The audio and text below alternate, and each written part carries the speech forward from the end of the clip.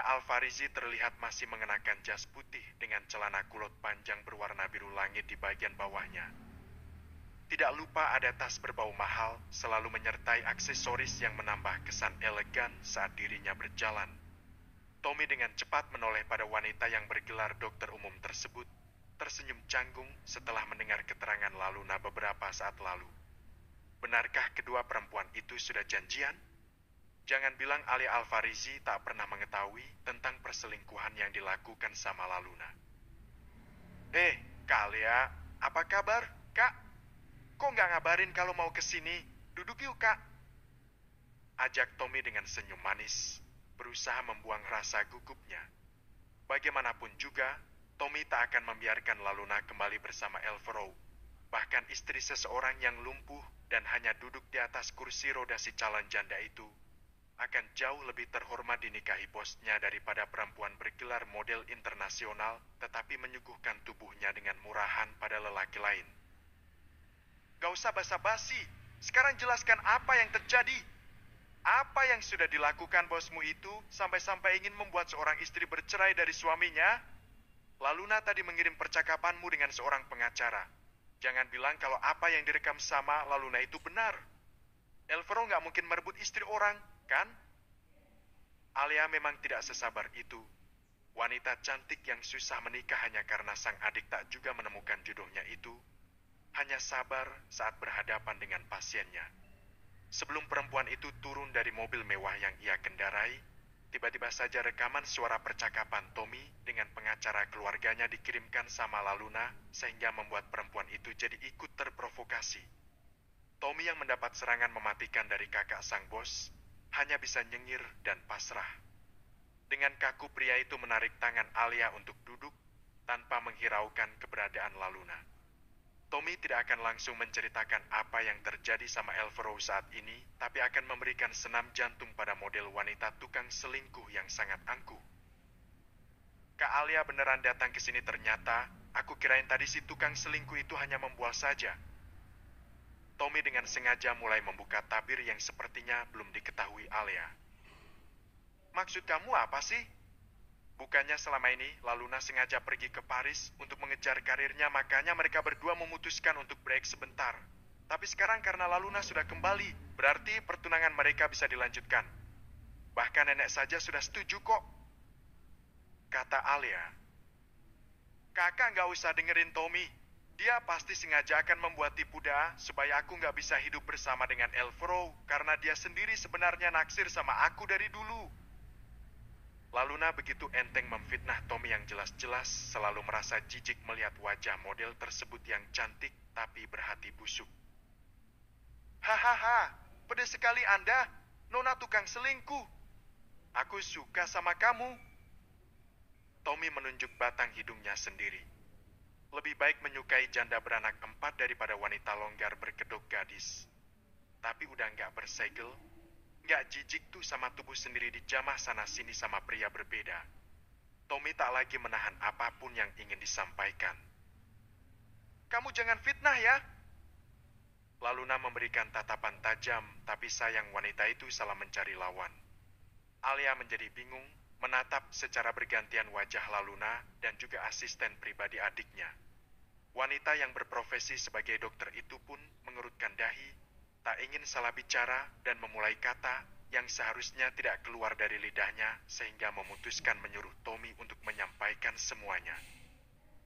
Laluna diem dulu deh. Kakak ingin dengar dulu apa sih maksud Tommy mengatai kamu sebagai tukang selingkuh? Gadis nggak bersegel ini maksudnya gimana sih? Alia menaikkan telapak tangannya, menyuruh sang model untuk diam sesaat hingga membuat wajah Laluna menggelap menahan kesal. Tapi Kak Alia, aku ini sebenarnya di-fit. Belum juga Laluna menyelesaikan kalimat yang ingin ia sampaikan, tiba-tiba saja ponsel milik Tommy kembali berdering, memperlihatkan kontak nama Elvero di layar utama. Asisten pribadi itu pun dengan santai memperlihatkan nama orang yang sedang melakukan panggilan telepon terhadapnya pada Alia dan juga Laluna. Kalian berdua diamlah sebentar. Aku ingin mengangkat telepon dulu dari bos. Alia hanya bisa diam mendengarkan. Begitupun dengan Laluna yang tidak akan mungkin mempertahankan keinginannya untuk mengatakan bahwa yang diucapkan Tommy itu adalah fitnah, karena saat ini Elfro sedang melakukan panggilan telepon. Halo bos, urusan pengacara untuk perceraian Mbak Hawa anggap saja sudah selesai, karena Bang Gatam akan membantu asalkan semua berkas tersedia dengan lengkap plus bukti fisik. Setelah dari kantor ini, aku akan langsung menuju ke kantor firma milik Bang Gatam. Jadi bos tenang saja kalau memang memiliki urusan di luar sana. Baguslah kalau begitu, memangnya sekarang kamu masih di kantor, belum gerak ke firma hukum milik Bang Gatam? Kenapa kamu lelet sekali? Begitulah Elfro yang selalu semua perintahnya dilakukan cepat tanpa bantahan. Astaga, bus, belum bisa gerak ini. Masalahnya tiba-tiba saja ada ulat keket masuk ke ruanganku. Oh iya bos, saya lupa ingin menanyakan sesuatu. Tommy dengan sengaja men-loudspeaker panggilan mereka.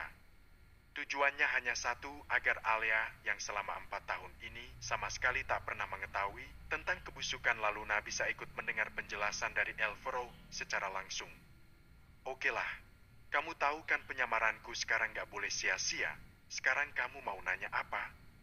Buruan cepat, saya gak suka basa-basi. Bos beneran putus sama model Laluna itu? Karena dia lagi ngejar karir kan, bos? Pancing Tommy. Dirinya tidak perlu berkata banyak pada si dokter cantik asalkan Elfro sudah menyampaikan lewat telepon saja. Maka Alia pasti langsung percaya. Apa otakmu sudah tak bisa mengingat kejadian yang baru 4 tahun lalu sampai-sampai amnesia begitu? Laluna itu berbagi peluh dengan lelaki lain di salah satu kamar hotel dan ternyata yang paling menyakitkan, perempuan murahan itu rupanya hanya mengincar hartaku. Sudahlah Tom, aku sudah nggak mood untuk membicarakan Laluna sekarang. Jangan sampai kamu aku pindahkan ke cabang terpencil perusahaan, paham? Elfro langsung memutus panggilan telepon itu secara sepihak dengan perasaan yang jengkel. Padahal lelaki itu sebenarnya ingin mengatakan sesuatu tentang Hawa, tapi mendadak berubah haluan menceritakan sosok perempuan yang sudah berusaha ia kubur dalam-dalam dari kehidupannya. Bahkan lelaki itu langsung mengubah bahasa-bahasa formalitas yang sering digunakan saat jam kerja. Alia yang mendengarnya hanya bisa membuka mulut dan menutup kembali mulutnya, persis seperti ikan yang kekurangan air. Alia bahkan bingung harus mengekspresikan wajahnya seperti apa saat ini. Ternyata selama dirinya bekerja sebagai dokter dan sibuk dengan aroma rumah sakit, Laluna menipunya habis-habisan. Ya, jadi selama ini kamu menipuku, Laluna ah! Alia langsung berdiri berkacak pinggang dan menunjuk wajah Laluna dengan jari kirinya karena merasa sangat sakit hati pada perempuan itu. Kakak harus mendengar penjelasanku dulu. Semua yang dikatakan Elfro itu hanya salah paham. Laluna berusaha mempertahankan ego yang ia miliki karena bagaimanapun juga niat perempuan itu kembali. Tentu saja memiliki misi yang sangat kuat untuk menaklukkan sekaligus menghancurkan keluarga Alfarizi.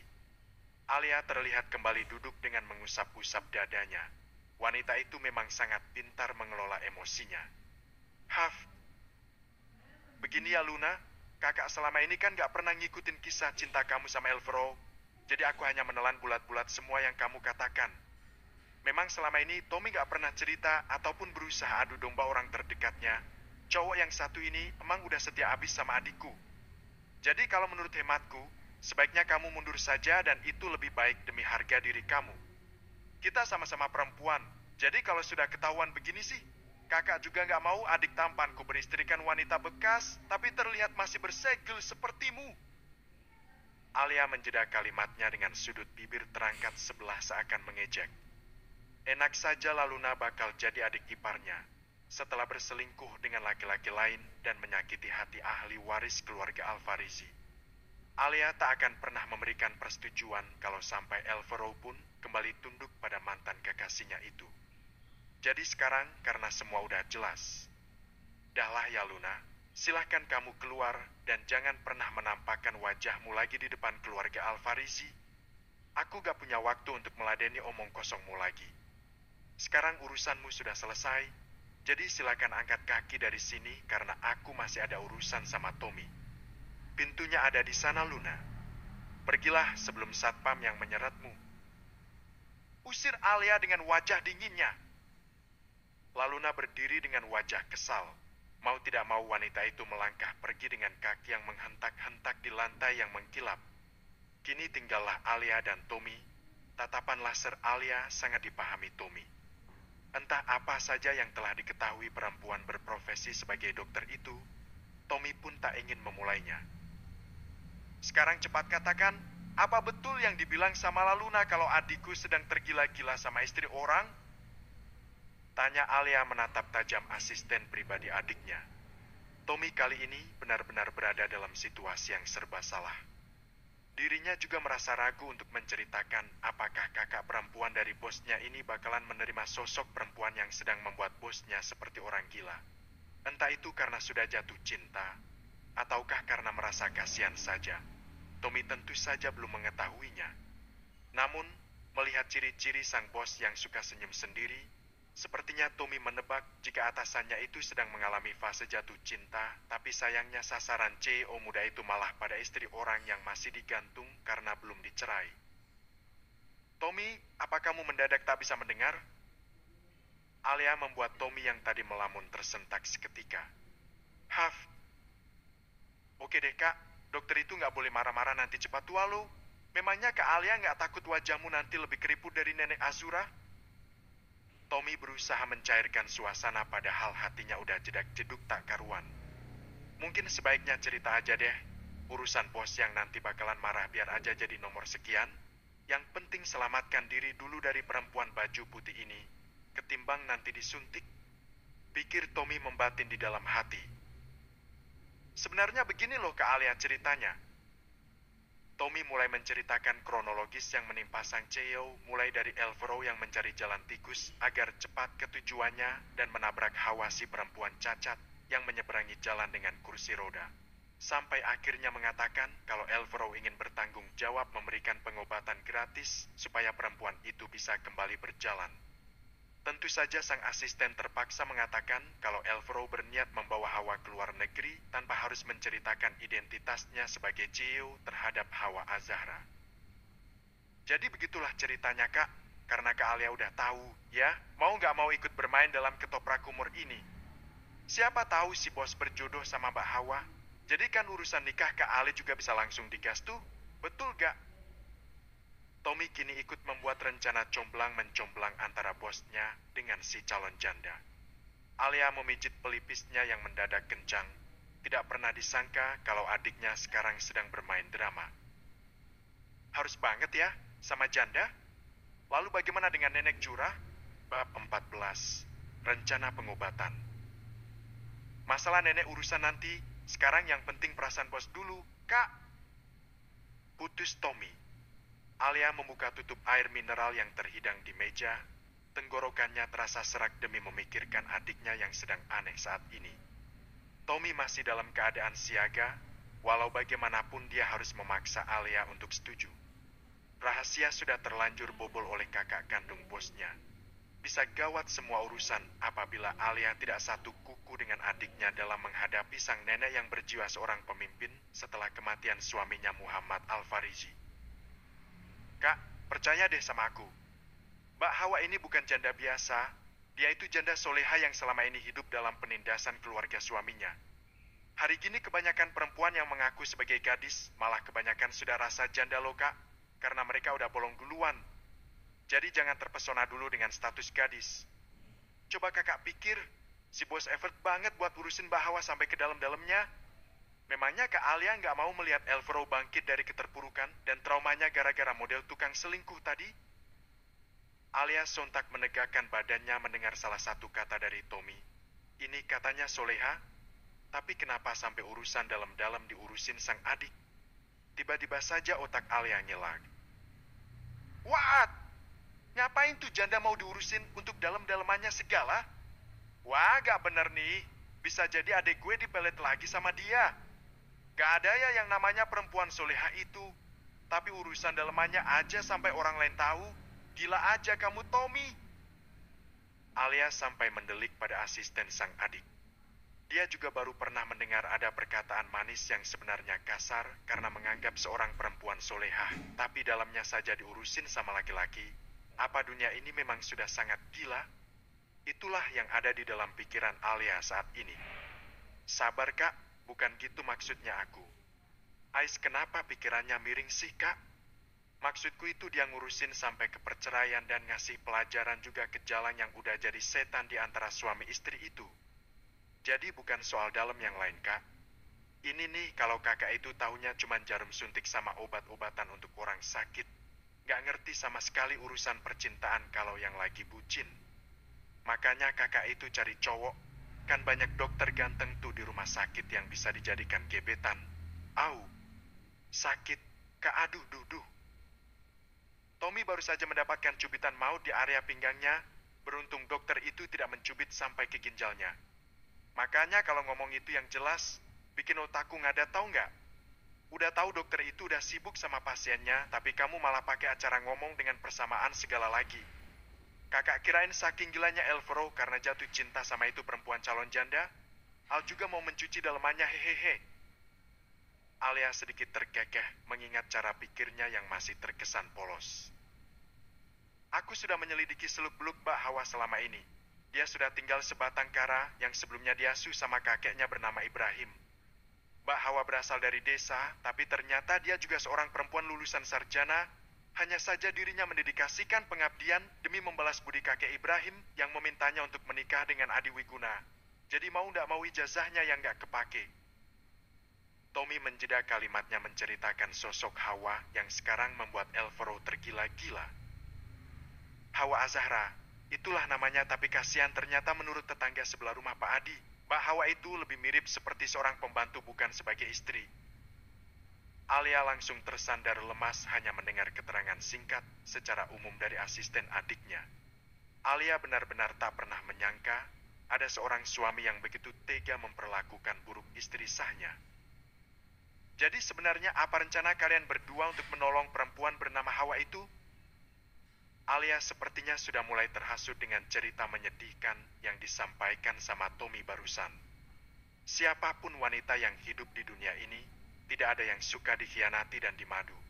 Apalagi suaminya dengan tanpa perasaan menikah di saat Hawa masih berjuang menyembuhkan diri di rumah sakit. Hati wanita mana yang tak akan merasa perih, luka tapi tak berdarah jika diperlakukan seperti Adi memperlakukan Hawa?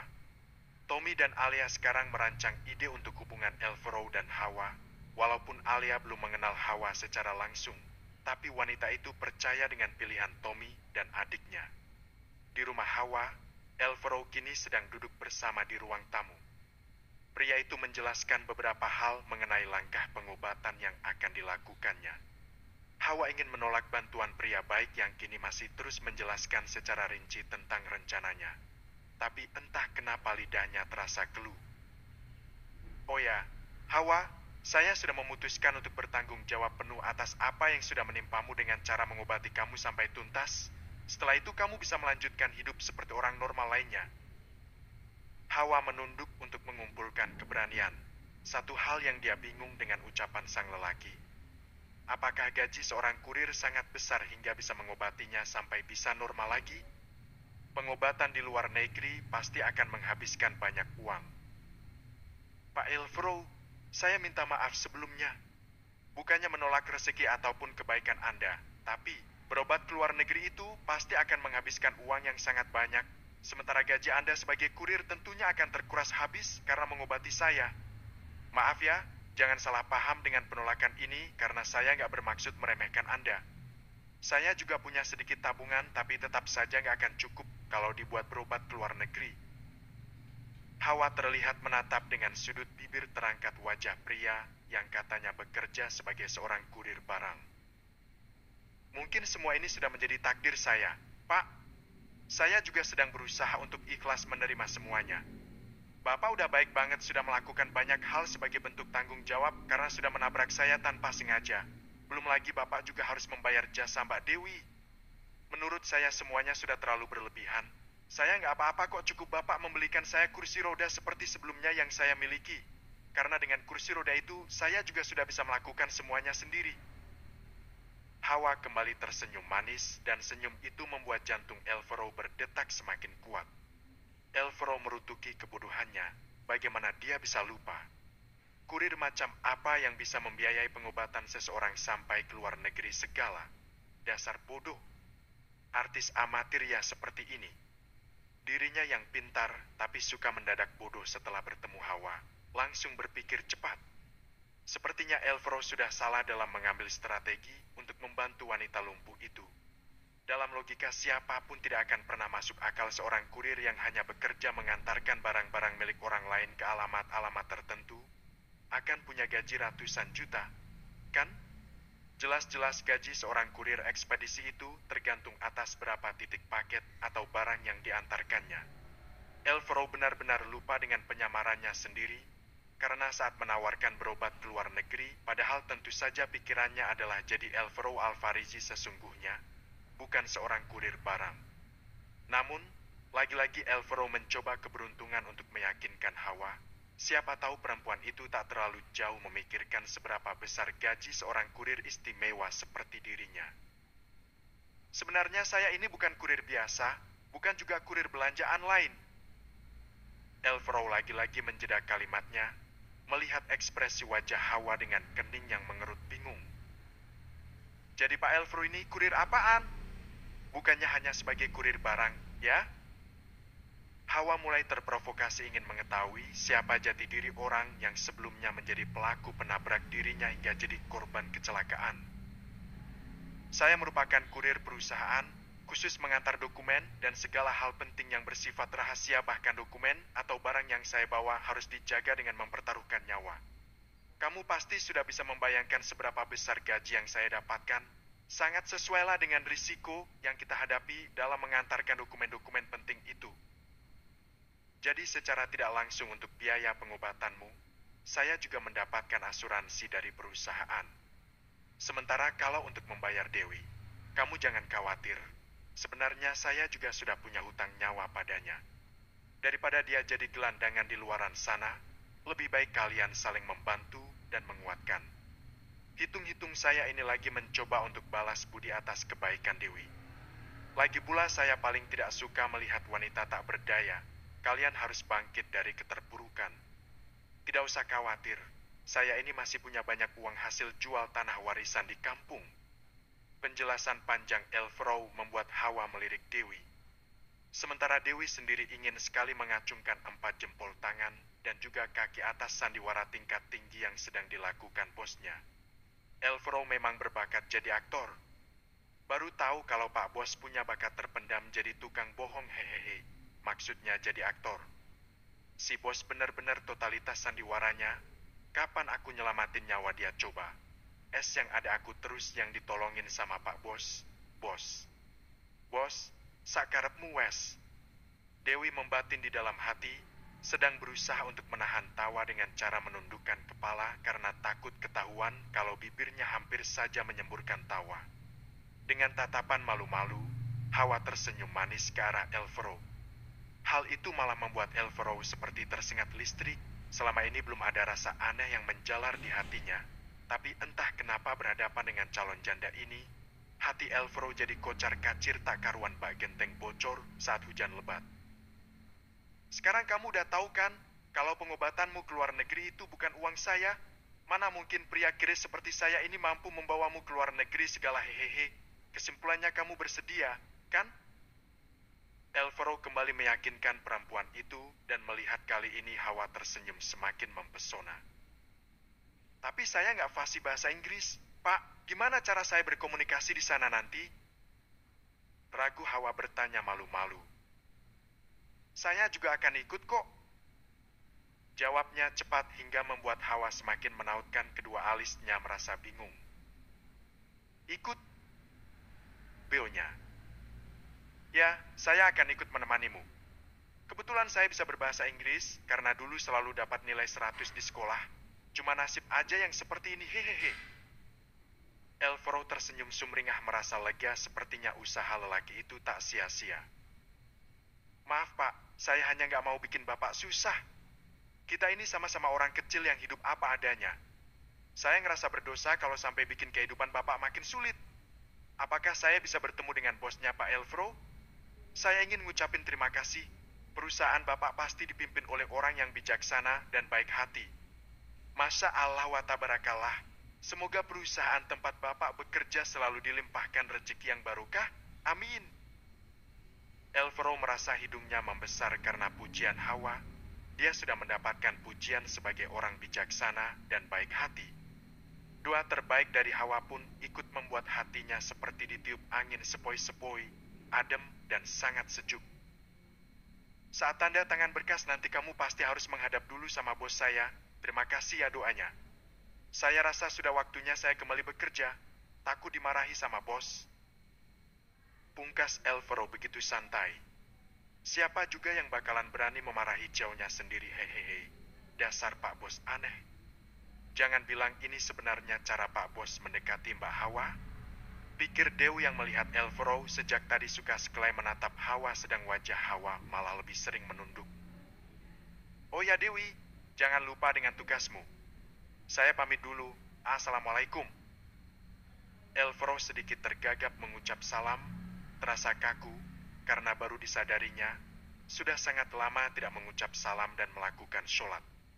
Dewi dan Hawa pun menjawab salam berbarengan. Saat di perjalanan, Elvero sudah meminta Tommy untuk menemuinya di sebuah restoran langganan untuk membahas tentang kebohongan baru yang dia buat wanita lumpuh itu. Sementara di rumah Hawa, wanita itu merasa ingin sekali keluar rumah. Entah kenapa pikirannya penat dan hatinya merasa sesak dengan beberapa peristiwa yang dihadapinya.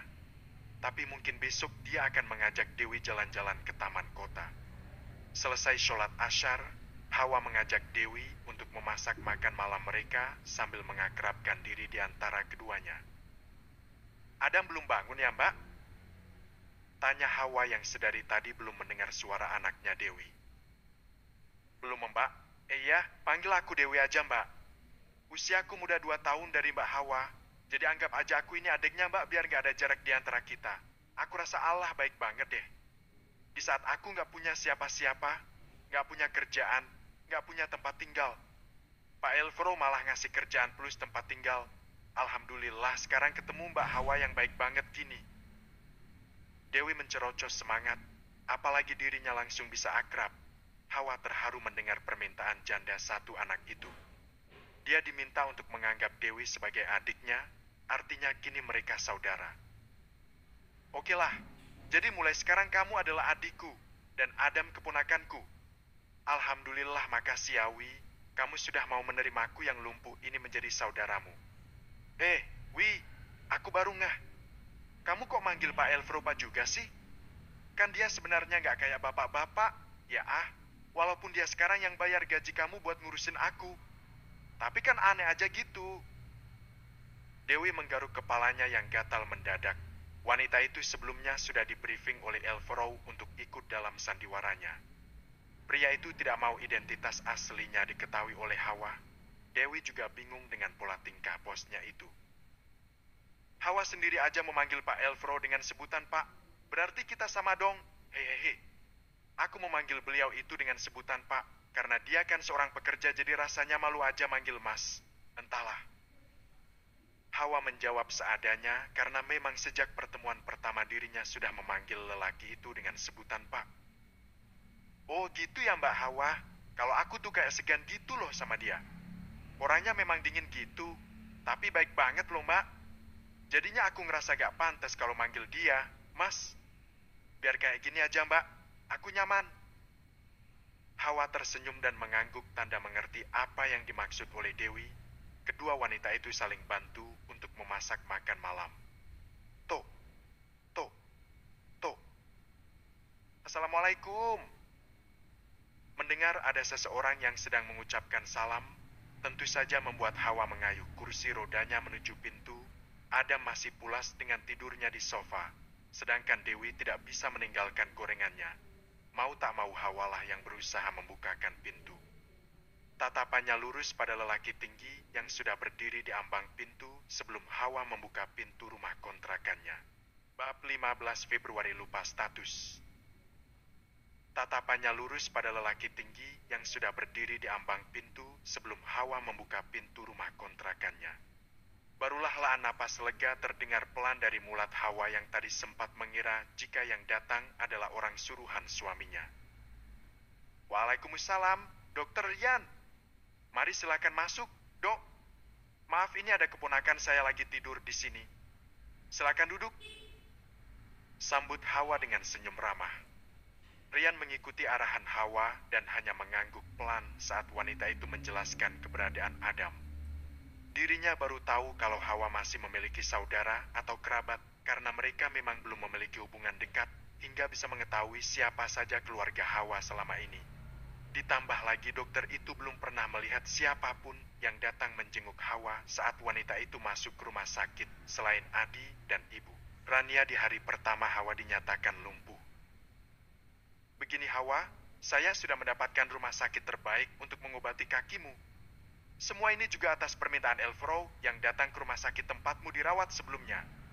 Jadi untuk mempersiapkan segala sesuatunya sebelum kamu ke Amerika, kita akan melakukan serangkaian pemeriksaan agar ada rekam medis yang bakal kamu bawa ke sana.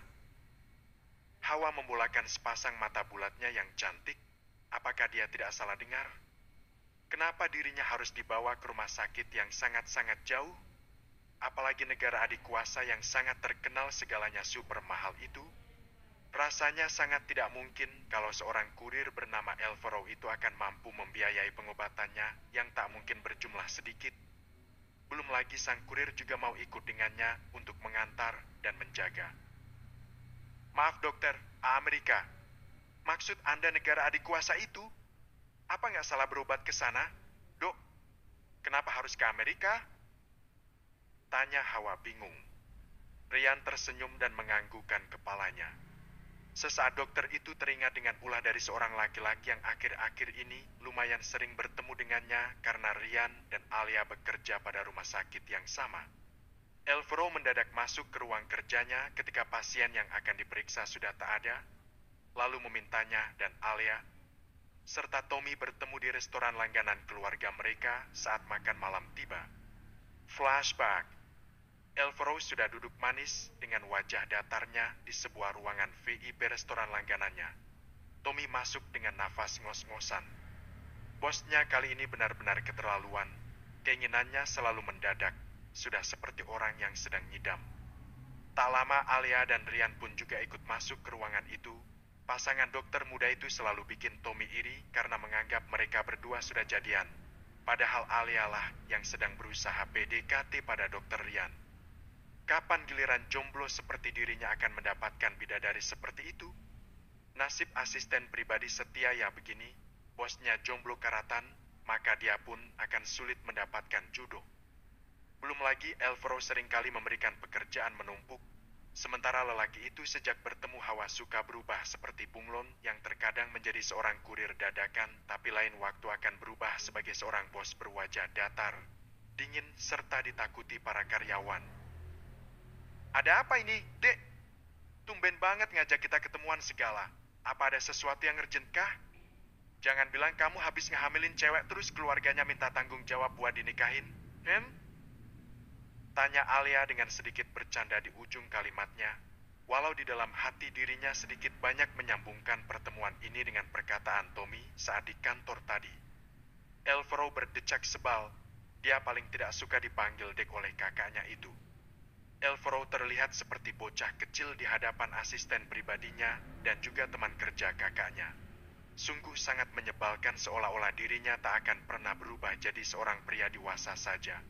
Tapi kakaknya selalu saja menganggapnya seperti adik kecil yang tak akan pernah besar di matanya. Berhenti memanggilku begitu, Kak! Sentak Elfro dengan wajah sengit, tapi di mata Alia malah menggemaskan. Hahaha, gitu aja sewot. Iya, ya udah. Sekarang ada apa kamu manggil kita semua di sini? Cepetan, kakak harus langsung pulang. Sejak pagi berkutat di rumah sakit badanku lengket semua. Mana bau keringat lagi? Protes Alia berusaha membuat sang adik mengatakan tujuannya. Pantas saja ke Alia itu susah jodoh hehehe.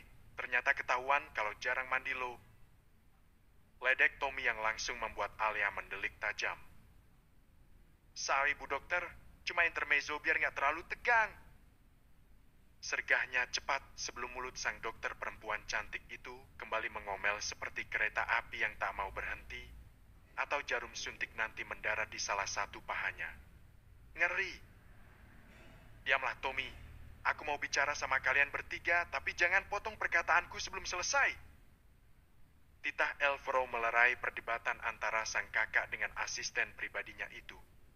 Mereka seringkali terlihat seperti kucing dan anjing yang akan selalu bermusuhan setiap bertemu, suka berdebat, tapi saat membicarakan hal penting, biasanya bakalan langsung akur. Elfro menatap ketiga orang-orang yang ada di hadapannya. Aku menabrak seorang wanita, dia memang sudah lumpuh karena sebuah kecelakaan. Aku membuatnya semakin parah, aku ingin mengobatinya sampai dia bisa jalan lagi. Namanya Hawa Az-Zahra. Aku minta dukungan sama kalian karena saat ini sedang menyamar sebagai kurir. Aku akan membawanya berobat ke Amerika. Berbarengan dengan itu, proses perceraiannya akan diurus oleh Bank Gotham. Lalu jika nanti seandainya Hawa sudah bisa berjalan lagi, aku akan memberinya pekerjaan dan ingin mengajaknya untuk... Elfro menjelaskan kronologi dan juga rencana apa yang sedang dibuatnya. Inti dari semuanya, Elfro tidak ingin statusnya sebagai Crazy Rick muda di ibu kota ini diketuai oleh Hawa. Mereka bertiga mengangguk-angguk kecil, sedangkan Ryan tentu saja sangat kaget mendengar niat Elfro yang ingin bertanggung jawab sedalam itu. Mau tak mau dirinya hanya bisa tersenyum pahit mendengar keseluruhan cerita lelaki yang tak mungkin bisa ia saingi. Ryan ingin sekali bersaing sehat dengan Elfro, tapi melihat bagaimana pengusaha muda tampan yang tak akan pernah kekurangan harta sampai 7 turunan itu mendekati Hawa Az-Zahra, rasanya kesempatan itu tak akan pernah dimilikinya lagi. Apa aku nggak bakal ada kesempatan untuk menjadi pelipur lara untuk Hawa? Ya udahlah, semoga aja Hawa benar-benar berjodoh dengan Elfro, karena walaupun dia seorang janda, aku yakin hatinya pasti sebaik bidadari, batin Dokter Ryan di dalam hati. Ada kegetiran yang berusaha disimpannya sendiri karena notabene rasa kagum itu mulai muncul sejak melihat Hawa Az-Zahra masuk ke rumah sakit tanpa pernah dikunjungi keluarganya sama sekali. Dan parahnya setelah ia ketahui ternyata lelaki bernama Adi menitipkan istri seperti barang pada dirinya yang saat itu bertugas menangani pasien yang tak lain adalah Hawa. Pria tampan itu cukup menyimpan perasaan sendiri tanpa harus mengatakan apapun pada Elfro. Mungkin dirinya baru sebatas rasa suka yang akan mudah dibuang dalam waktu dekat. Toh umurnya belum terlalu tua untuk mencari target baru bakal jadi istrinya. Sebenarnya Hawa itu pasienku dan aku juga yang membantunya keluar dari zona toksik keluarga suaminya. Rumah yang ditempati Hawa sekarang juga rumahku. Tapi aku tidak mengatakan kalau kontrakan yang ia tempati adalah milikku. Sebab aku yakin perempuan bermartabat seperti Hawa tak mudah untuk menerima bantuan orang lain secara cuma-cuma. Makanya harga sewa pun tidak mahal. Hawa bukan orang yang suka dikasihani, bahkan dia mulai membatasi diri dengan orang kaya. Karena merasa kehilangan respek setelah menjalankan rumah tangga yang sangat sulit bersama suaminya. Kehidupan Hawa memang dibuat seperti pembantu tak berharga oleh keluarga suaminya. Aku mendukung kamu menolongnya, Al. Apalagi kalau kamu sampai bisa mendapatkan hatinya. Jangan bicara hati. Kejauhan kearian bahasnya. Aku melakukan semua ini hanya bentuk tanggung jawabku sebagai orang yang tak sengaja membuatnya celaka. Elfro yang terkenal tak ingin dekat-dekat wanita tentu saja harus mempertahankan gengsinya. Apalagi sang kakak sedang berada di hadapannya saat ini. Tentu saja dirinya tak ingin dibully dan diejek habis-habisan kalau sampai mengatakan dirinya ada hati sama Hawa. Elfro mengira jika Tommy tak akan berani ember pada sang kakak, padahal jelas-jelas asisten pribadinya itu sudah berkhianat dan mengatakan seluruhnya pada Alia. Masa sih? Kakak kok mencium bau-bau sedikit wangi dari sana? Apa kamu menyimpan sesuatu? Alia bertanya. Mendengar pertanyaan sang kakak, Elfro pun menoleh ke arah belakangnya, mengira ada sesuatu yang membuat kakaknya itu tersenyum mencurigakan. Di mana, Kak? Gak ada apa-apa di belakangku. Palingan itu hanya bau wangi parfum saja. Elfro malah seperti orang bodoh yang balik bertanya. Kakak barusan menunjuk arah dadamu loh. Aromanya keluar dari hatimu itu kayaknya hahaha. Alia menyemburkan tawa karena berhasil mengerjai sang adik barusan. Mereka bertiga sama-sama terkekeh melihat wajah masam Elfro. Pria itu masih trauma dengan cinta. Tapi entah sejak kapan, Lelaki tampan itu mulai betah berada di sekitar Hawa. Hatinya merasa damai dan sejuk. Elvero juga mulai menikmati debaran lain di hatinya. Hawa mampu membuatnya nyaman. Untuk sementara hanya rasa itu yang jadi kesimpulan Elvero tentang sosok perempuan bernama Hawa. Flashback off. Maaf Hawa, saya juga mengenal Elvero kok. Kamu gak usah khawatir. Saya juga akan bergandengan tangan dengan lelaki itu untuk pengobatan kamu. Ini bukan karena soal tentang kami yang merasa kasihan sama kamu. Sebenarnya saya dan beberapa dokter yang bekerja di rumah sakit menjadi donatur tetap pada salah satu panti rehabilitasi yang dikhususkan bagi penyandang disabilitas. Karena kamu adalah pasien yang pernah saya tangani, sengaja mengajukan dirimu untuk dijadikan contoh karena kami para dokter memiliki rencana besar untukmu. Dokter itu menjeda kalimatnya sesaat, mengambil nafas dan memperhatikan mimik serius terlihat jelas di wajah Hawa. Kami sangat membutuhkan orang yang memiliki energi positif di panti rehabilitasi penyandang disabilitas. Di sana saudara-saudara kita yang memiliki cacat fisik sangat membutuhkan orang yang mampu membangkitkan semangat mereka agar bisa mengembangkan potensi yang ada pada diri mereka masing-masing. Tapi selama ini para penyandang cacat itu seolah putus asa dalam menghadapi hidup dengan hanya menerima takdir tanpa mau berusaha mengubah hidup. Saya melihat itu ada pada dirimu. Apakah kamu bersedia membantu kami, Hawa? Hawa menatap Dewi dengan mata yang berkaca-kaca. Secercah harapan dan semangat kini mulai muncul di benak wanita itu. Kini hidupnya memiliki tujuan, dia ingin bermanfaat untuk sesamanya. Hawa mengangguk mantap, sesaat wanita itu teringat dengan status pernikahannya yang belum selesai. Kembali senyumnya memudar, Hawa ingin lepas dari suaminya yang kini sudah menikahi wanita lain. Bahkan tepat di hadapan mata kepalanya saat itu. Saya sangat mau dokter, tapi maaf saya masih ada masalah yang belum selesai dengan Mas Adi. Saya ingin menggugat cerai tapi keadaan saya seperti ini belum bisa warawiri untuk mengurus semua itu.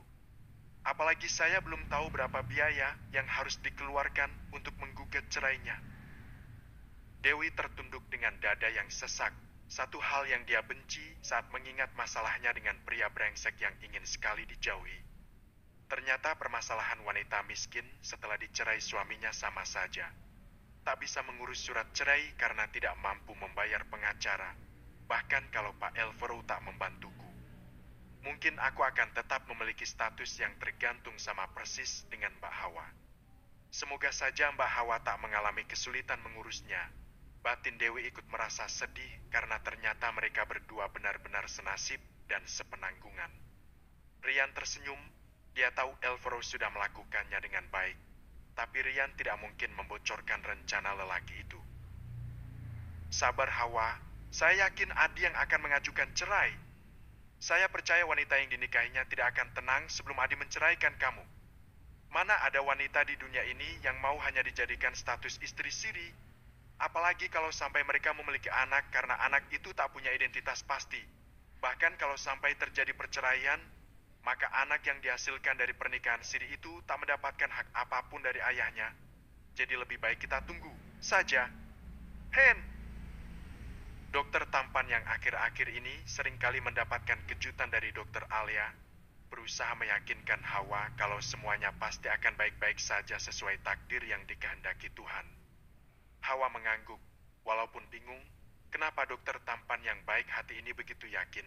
Tapi benar juga kata dokter Rian, pasti Feby memaksa suaminya untuk menceraikan Hawa dan mendaftarkan pernikahan mereka ke KUA. Sementara itu di tempat lain keadaan sangat jauh berbeda.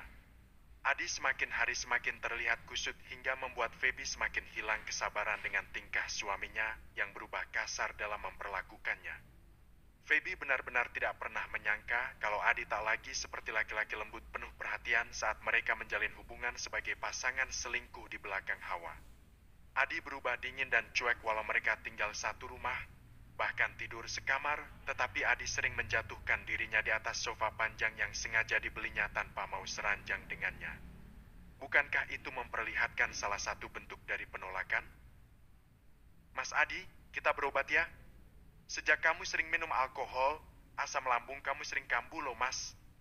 Aku gak mau lihat kamu sampai diopname di rumah sakit, karena aku nggak suka berada di tempat berbau obat kayak gitu.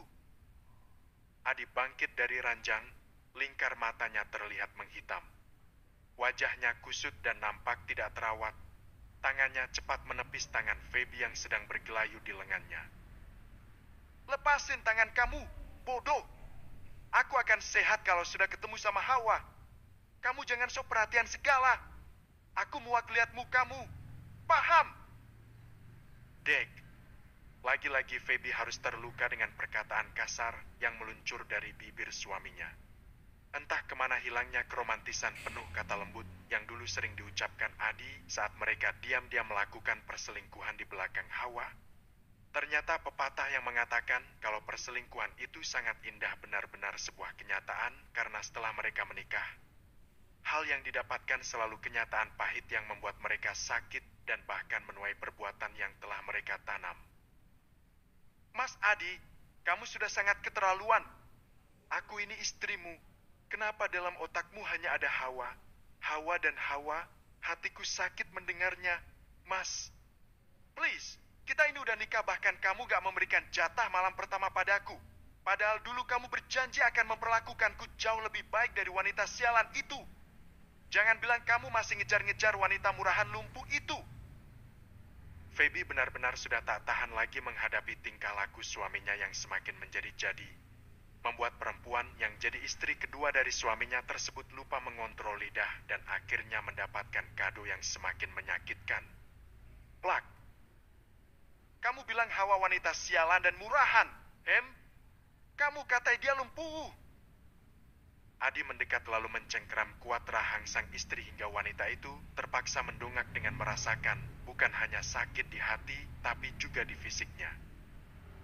Lay lepaskan mas, sakit. Feby sudah berurai air mata tapi Adi sama sekali tak peduli. Bra, tubuh perempuan itu tersungkur ke lantai setelah didorong kasar sama Adi. Feby benar-benar tak pernah menyangka jika pernikahan indah yang selama ini berada dalam khayalan dan angannya ketika menjadi selingkuhan Adi, ternyata berubah seperti berada dalam neraka yang tak berkesudahan. Kamulah yang wanita murahan itu. Dasar perempuan sialan. Kalau kamu gak mengemis sama mamaku, maka aku gak sudi menikahimu. Maki Adi tanpa perasaan. Perlakuan Adi kali ini benar-benar sangat menyakiti hatinya. Bahkan tubuhnya terasa sakit dan terduduk di atas ubin kamar. Adi memang sudah ingin memperbaiki hubungannya dengan Hawa karena ada sesal dan kesal yang dirasakan saat melihat Hawa didekati sama lelaki lain. Hatinya sakit dan cemburu padahal sebelumnya rasa itu tak pernah ada. Tapi kenapa saat rasa itu datang malah mamanya mensabotase perasaannya? Ya Tuhan, kenapa rumah tanggaku jadi begini? Bukankah seharusnya aku hidup bahagia sekarang bersama Mas Adi setelah perempuan cacat itu pergi? Tapi kenapa malah sebaliknya? Aku bahkan tak disentuh sedikit pun sama Mas Adi. Awas aja kamu Hawa, aku pasti akan membalasmu karena berani menggoda suamiku. Padahal kamu sudah memilih meninggalkan rumah ini. Batin Feby yang lupa pada statusnya sendiri. Bab 16, sesal yang menyakitkan. Murka Adi benar-benar tidak bisa ditahan. Feby yang melihat kemurkaan Adi merasa sedih dan terpukul. Kedua sudut matanya kini sudah basah dengan air. Hatinya hancur bercampur dendam. Nama Hawa dipatrikannya dalam hati. Wanita itu bertekad untuk membalaskan hinaan yang diberikan Adi. Feby berusaha bangkit dari duduknya. Pinggang dan tangan wanita itu terasa nyeri karena benturan akibat hempasan kasar perlakuan Adi. Sementara Adi melangkah menjauhi Feby, pria itu tidak peduli sama sekali pada wanita yang berstatus istri keduanya itu. Dengan langkah gontai Adi menuju jendela kamarnya yang berbingkai besar, tatapannya kosong dan mengarah lurus ke taman samping rumah. Feby mendaratkan tubuhnya di ranjang mereka. Pikirannya menembus atmosfer bumi dan menyasar ke arah satu sosok bernama Hawa.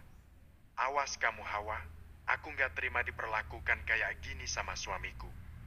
Jelas-jelas kamulah yang seorang pelakor menghancurkan hubungan percintaanku dengan Adi sebelumnya.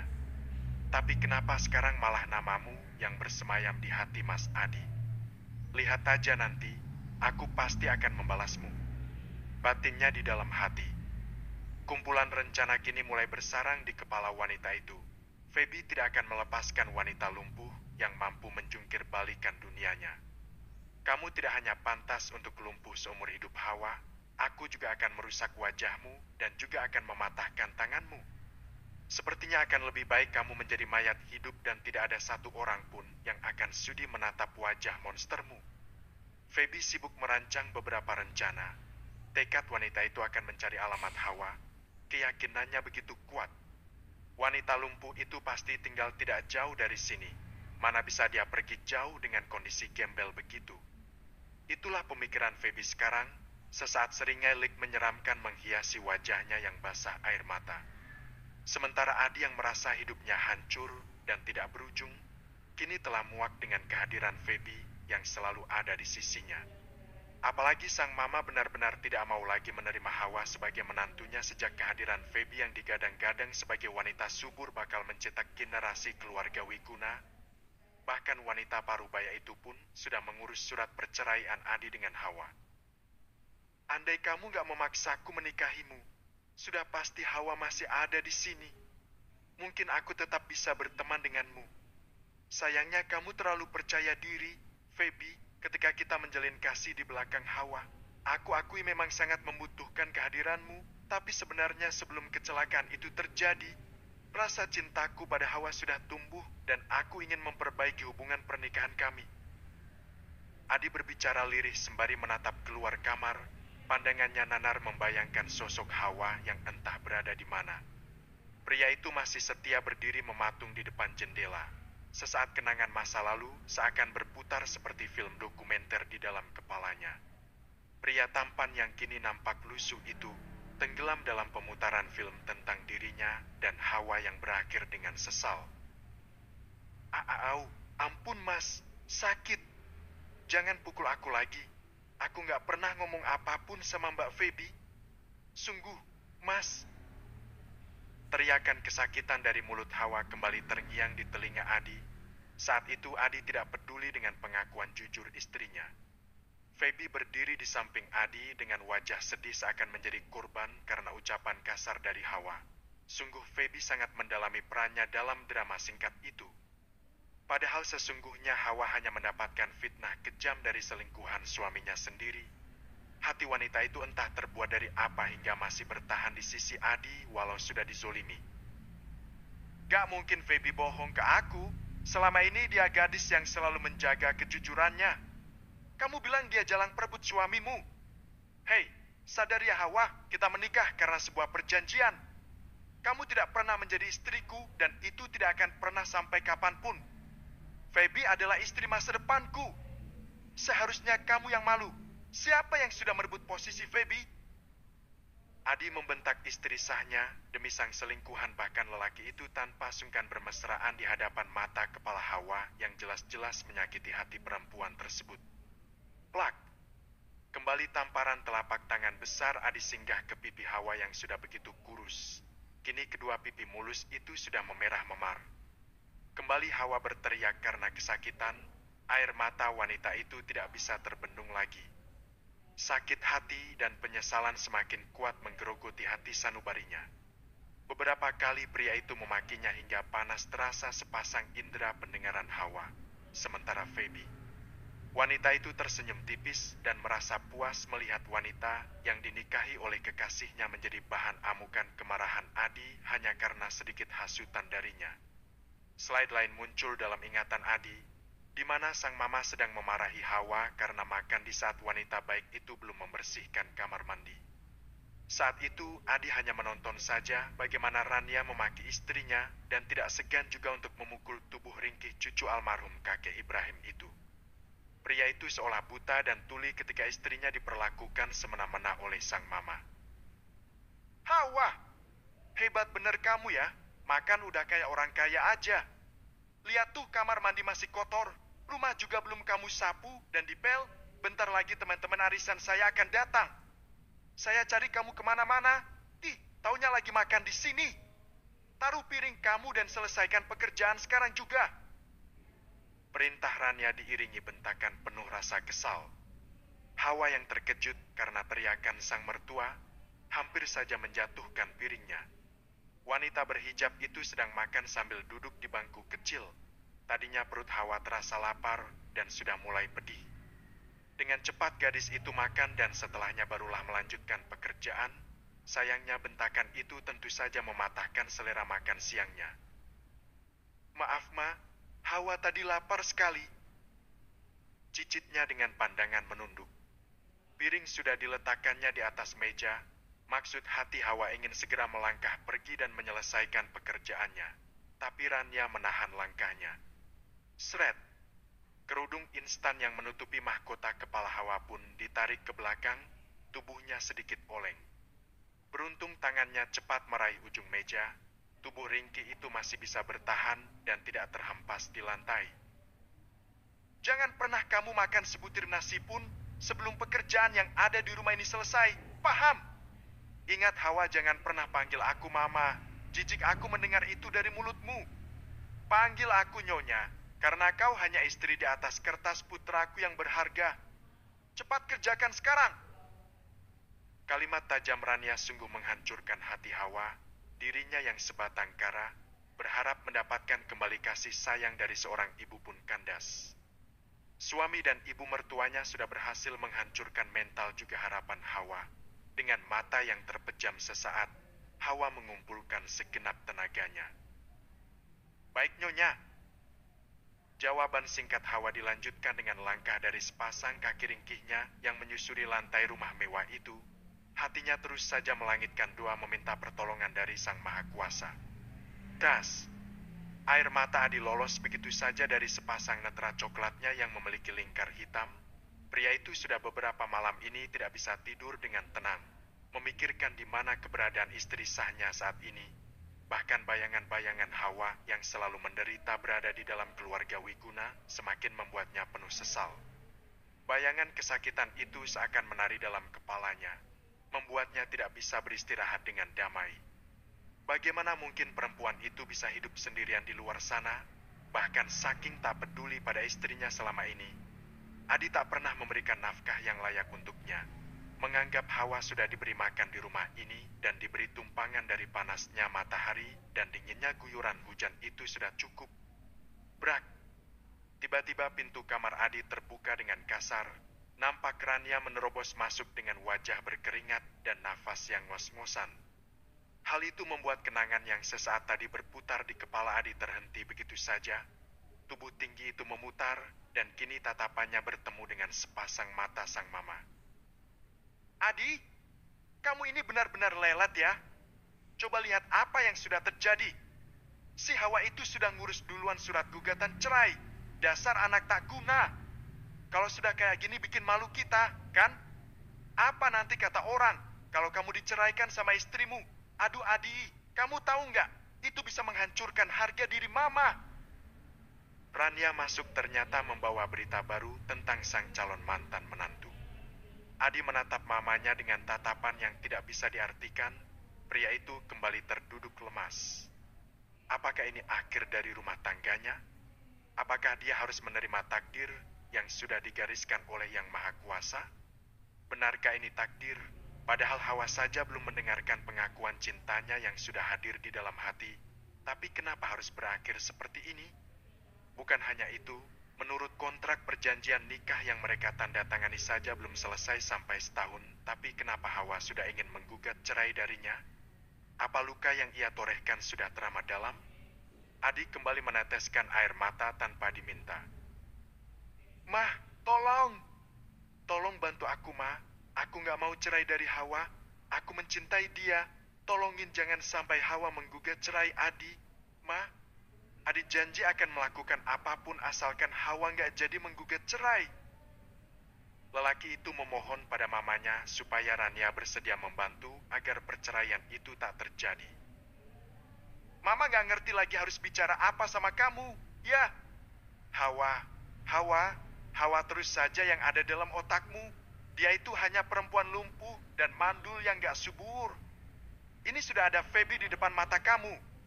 Pokoknya Mama gak mau tahu. Kamu harus segera menceraikan Hawa dan langsung menikahi Feby secara negara."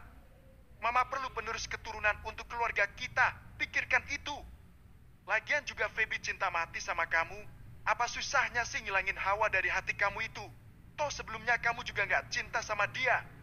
Rasa cinta kamu itu kan baru aja tumbuh dan sangat mudah untuk menyingkirkannya. Mama nggak mau tahu. Kamu harus segera urus perceraian ini dengan Hawa. Paham? Adi benar-benar merasa frustasi dalam menghadapi jalan yang buntu untuk melawan sang mama. Pengusaha muda itu tidak punya nyali. Di satu sisi Adi tidak siap untuk hidup gembel di jalanan tanpa sepeser uang pun. Tapi di sisi lain ingin rasanya pria itu memperjuangkan rasa cinta yang baru saja tumbuh di hatinya. Sementara Feby, di dalam hatinya tentu saja merasa riang gembira karena sang mertua terus saja membelanya. Harapan wanita itu untuk menjadi seorang nyonya besar di keluarga kaya raya ini akan segera terwujud. Mas, udah ya? Kita ikutin aja apa yang mama kamu inginkan. Aku akan selalu ada di sampingmu. Kamu akan lihat nanti, apapun keadaanmu, aku akan selalu setia mendampingi kamu. Kita bukan berhubungan setahun atau 2 tahun, Mas, tapi udah cukup lama. Jangan pernah abaikan perasaanku. Hawa mungkin memberikan rasa cinta di hatimu baru-baru ini, tapi itu baru benih yang mulai tumbuh. Sementara aku sudah lama ada dalam kehidupanmu, selama ini mendampingi kamu dalam keadaan suka maupun duka. Ingatkan Mas masa-masa kita dulu, masa-masa di mana kamu begitu mencintaiku. Aku mohon kembalilah Mas, kembalikan rasa itu kepadaku. Feby berucap lembut dan menatap wajah lusuh Adi dengan tatapan sendu. Hati Adi bergetar. Sesaat pria itu mengenang masa indah bersama wanita yang dia cinta, sebelum Hawa mampu mencuri sekeping hatinya. Bahkan lelaki itu tak pernah menganggap Hawa ada di dalam kehidupannya karena hubungan Adi dengan Feby adalah segala-galanya. Mereka pun bertemu tanpa sungkan baik di belakang ataupun di depan Hawa sendiri, tapi semuanya bagai tak ada nilai karena hati Adi terpaut cinta pada istrinya. Sayangnya cinta yang dirasakan Adi kini sudah terlambat, sebab Hawa ternyata telah menggugat cerai dan siap berpisah untuk selama-lamanya. Kenapa cinta harus dirasakannya setelah Hawa sudah menutup pintu hatinya rapat-rapat? Hawa pakai pengacara kondang, Bang Gautam Hutapa. Apa kamu akan sanggup melawan pengacara kondang itu? Rasanya itu tak mungkin. Bahkan Mama merasa penasaran dari mana Hawa mendapatkan uang menyewa pengacara kondang yang pasti sangat mahal bayarannya. Rania menjelaskan sembari melihat ekspresi wajah anaknya yang menegang. Apa, Ma? Bang Gautam itu pengacara mahal? Uang dari mana Hawa untuk membayarnya? Mama pasti bohong, kan? Hawa itu nggak punya uang sepeser pun. Timpal Feby tak percaya. Sesaat Adi terhenyak mendengar informasi dari mamanya, tubuh lelaki itu luruh ke lantai saat mengingat kalau dirinya telah memberikan amanah yang dulu sempat disimpannya dari almarhum kakek Ibrahim. Apa Hawa menggunakan tabungan wasiat dari kakeknya untuk menggugat ceraiku? Pikir Adi semakin kalut karena dia tahu istrinya tidak mungkin punya uang banyak untuk menyewa seorang pengacara kondang. Tapi selagi uang bisa bicara, apapun bisa dibeli di dunia ini.